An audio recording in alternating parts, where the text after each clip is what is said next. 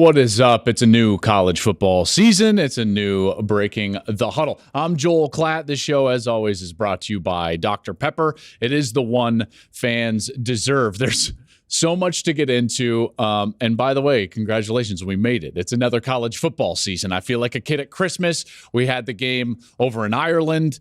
Nebraska continues to do what Nebraska does, which is lose close games. Northwestern does what Northwestern does, which is win gritty and with execution and taking advantage of the opposition's mistakes. So as much as things change in college football, everything stays the same.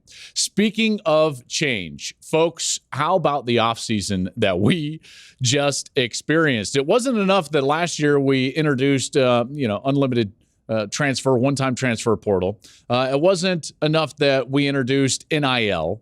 No. Now we've got to have conference realignment. And obviously, this is going to shake up the sport. There's no doubt about it. And so this is where we're going to start. It's not going to be a preview just yet of the season. We've got to stop and take stock in conference realignment and what it means for the sport. And I'm going to lump in, by the way, the move that USC and UCLA made to the Big Ten with Texas and Oklahoma going to the SEC. Because to me, in particular, in hindsight, come 5-10 years from now, we're going to view this as all just one move. So I've got three main points that I want to get to as it relates to conference realignment. Let's walk through them, okay? Conference realignment, first and foremost. Folks, this was inevitable, okay? So if you just kind of pull yourself back and go 30,000-foot view for a moment and view college football and the landscape of college football, you kind of fall on the fact that, this was inevitable, in particular for some of these brands. Texas and Oklahoma, and USC more specifically. I think UCLA, in a large degree, was kind of along for the ride. Now, having said that, this is all born out of the fact that these media rights negotiations were going to start to come up and be renegotiated currently for 2024, 2025, so on and so forth. So everybody had to take stock individually as a program of where they were at in the landscape of college football. And when you look at it that way, you realize that brands like Oklahoma, Texas, and USC, which were carrying in large degree the revenue and the media rights value for their respective conferences, they could not stand idly by and take a share that was going to be so substantially less than where the SEC was going to go with their new revenue and where the Big Ten was going to go with their new revenue deal. I think everybody understands that, right? You'd have to be buried under a rock to not understand that. And so that lands at the point, this was somewhat inevitable. As hard as it is to swallow for some, this was inevitable. That leads to the second point. I don't want to be revisionist in our look at history of college football. Remember now, college football has evolved from a conference standpoint throughout its history.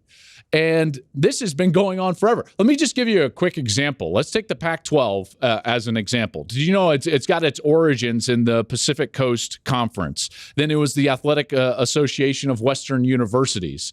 Then it was the Pac-8. Then in 1978, it expanded into the Arizona schools and became the Pac-10. Then in 2010, it expanded into the Mountain Time Zone, and it got Utah and Colorado and was the Pac-12. The point is, it has been evolving forever. In fact, did you know that Idaho used to be in the Pacific Coast Conference? They got left out when it became the Athletic Association of Western Universities. So this has been happening for a long time.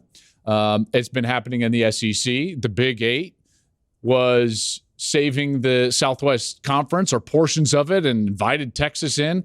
The evolution of college football has been something that has been as much a part of college football as the Rose Bowl. We just don't want to acknowledge it. And the other important note about the evolution of the sport, in particular when it comes to conferences and the alignment of conferences, is that every one of these moves throughout history has been made for really one of two reasons: security or finances. And I know both are tied together. Very rarely do you get a move that is just out of this is just for nostalgia. No, it's generally not. It's born out of where is the better spot for my university, or what's the better move for our conference to become stronger and more sound fiscally and monetarily. So it's changed constantly, folks. So I think this wringing of hands about like, oh, this is destroying the sport. That's not really the case. I understand that it's not easy for some. I understand that it's not palatable in some ways, but it's not new. And that's a truth that we at least have to acknowledge. So this was inevitable. This has been going on for a long time. So really the question becomes like, okay, well, is it going to be better? Like, what's the future of the sport now that these moves are and have taken place? I think in order to evaluate that, it's really about two questions. Where are we in college football? And then where are we going? Okay, so let's sit with those for just a moment. Okay, so where are we in college football? Well, right now, I would argue, and most would argue, by the way, that are involved in the sport, that it's never been better. In many ways, it's never been better. I'll acknowledge some issues in a moment, but I just want to impress upon the fact that the interest in the sport has never been higher. The quality of the sport has never been higher, right? Like these players are incredible. The attendance is incredible. The interest, the ratings, they're incredible. College football has become a very clear number 2 product in our country. That wasn't always the case.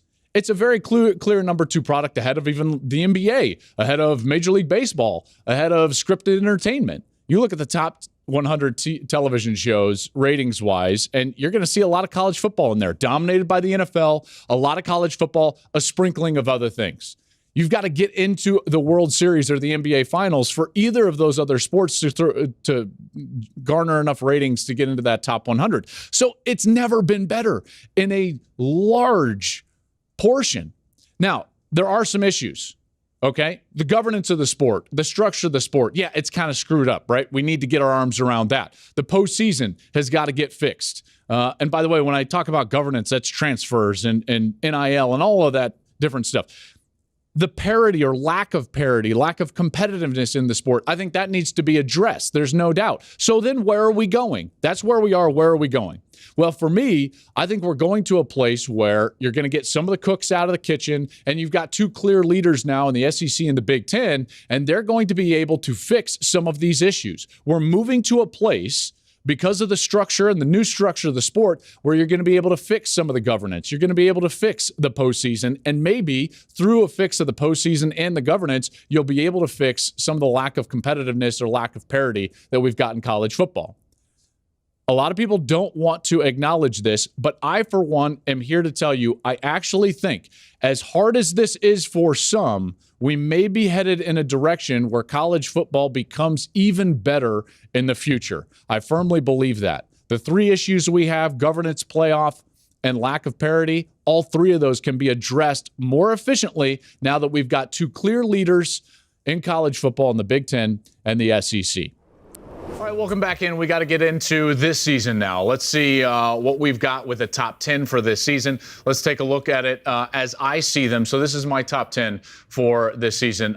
Like the top is pretty standard with what you've seen everywhere else. Alabama, Ohio State, and Georgia. So we can throw those 3 up there. My only thoughts on these 3, they're kind of clearly the class of college football. We all know that. I think Bama, what they bring back with their quarterback and then Will Anderson, Bryce Young and Will Anderson, that's going to be really hard to overcome for everybody else. One thing to pay attention to, they didn't run the ball great last year, in particular in SEC play, and in fact, under 4 yards per carry.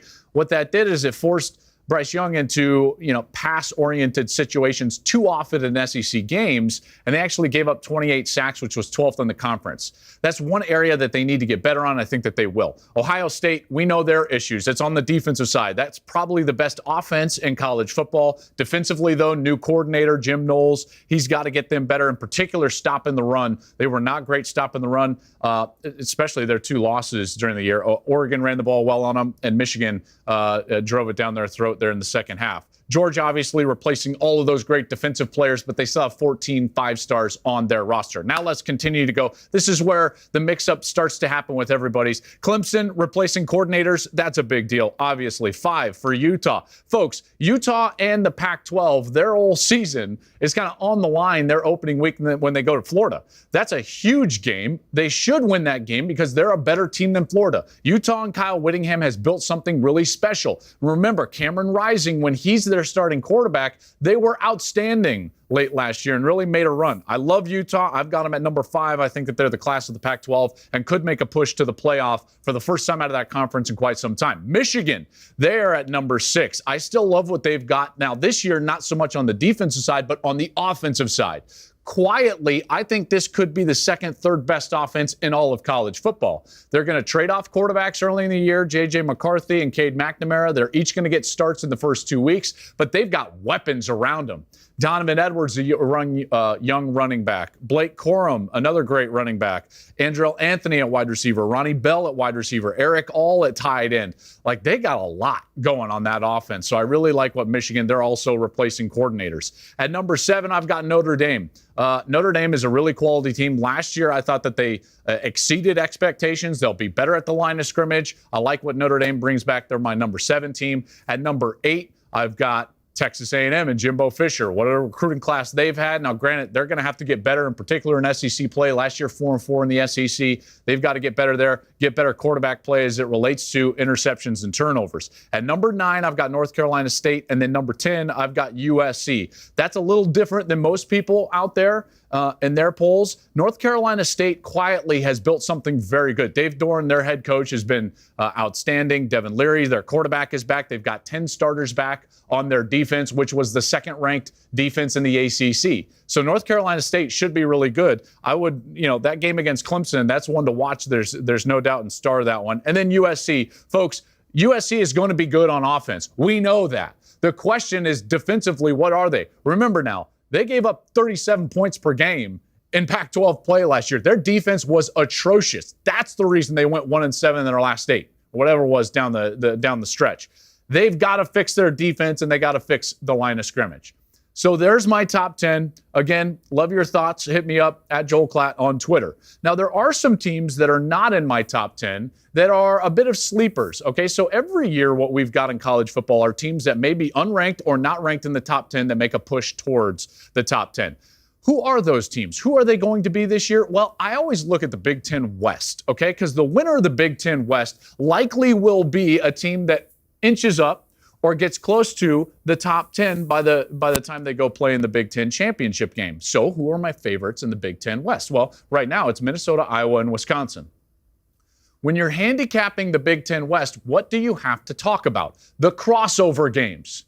Okay, what do you have returning? Each one of these schools has some quality players returning. They've got good history. They've got good success in the last couple of years.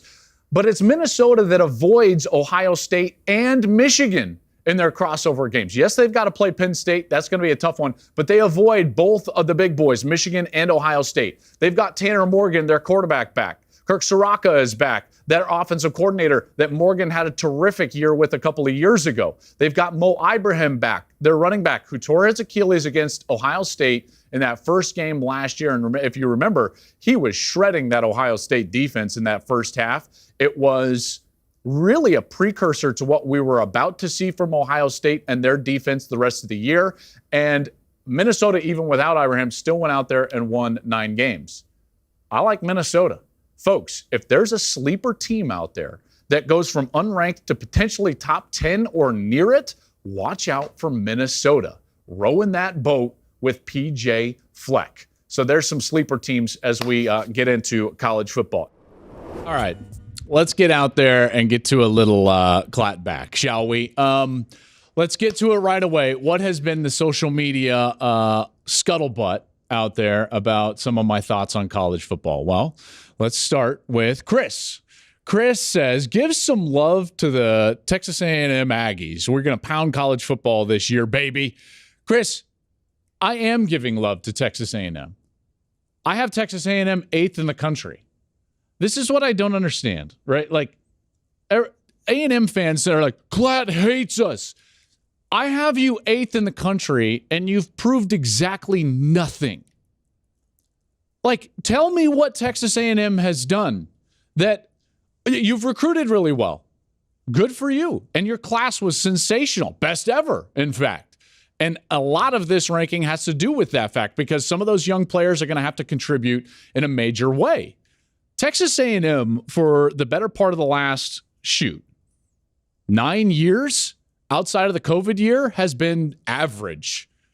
In fact, every single one of those years, except for the COVID year, which is a bit of a throwout year, but listen, so every one of those years, except for COVID, they've lost at least 4 games. In fact, if you go over that time frame, they're 32-32 in SEC play outside of that COVID year. I'm giving them more love than maybe they deserve. If any other team, everybody else in college football would be like, how in the world do you have Texas A&M up there at number 8? What have they ever done? And those people would be right. But here I am giving way too much love to Texas A&M by putting them in the top 10 after they deserve exactly none of that. And you tell me that I don't love them. Unbelievable. A&M fans to a T. Never change. Never change, Ags. Woo! Let's move on. Ricky says, who are the 2 most likely teams to be out of your top 10 by the end of October? And who's most likely to jump into the top 10? He says Notre Dame and USC out, Miami and Oklahoma State in. So if you give a timeline like October, I would say the 2 most likely would be probably like early in the season, maybe Notre Dame, maybe North Carolina State that are in my top 10, only because of their matchups and who they're going to be playing in that time frame. So, right, like Notre Dame has to lead off with Ohio State. That's going to be a tough game. It's in the shoe. Ohio State's got a great offense. If they don't play well, speaking of the Irish, and they get beat, let's say handily, let's say Ohio State plays like they did against Michigan State late last year, or even Utah in the second half in the Rose Bowl, and kind of run them out of the building, well, then all of a sudden they're going to fall out of the top 10. And then North Carolina State, they've got to play Clemson, and they've got to play them October 1st. I believe that game is at Clemson. Yes, go on the road to Clemson. So those 2 teams could probably fall out. And then you look at a couple of teams that could jump in, maybe Oklahoma, maybe Oklahoma State, maybe Baylor, maybe Michigan State. Those teams, so watch out for them. One more that we'll get to here really quickly. Oh, yeah, here we go. OU fans, this is the worst top 10 I've ever seen, blah, blah, blah. Yeah, I get it. OU fans, you're very scorned. Your coach left. You need to calm down. I've got OU just outside of the top 10.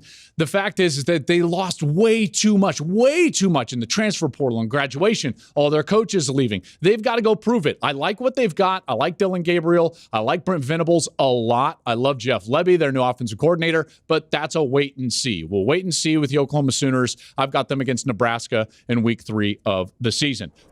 This has been Breaking the Huddle. We are, as always, brought to you by Dr. Pepper. Big thanks to them. Dr. Pepper, it is the one fans deserve. Coming back next week. Can't wait to see you on Breaking the Huddle.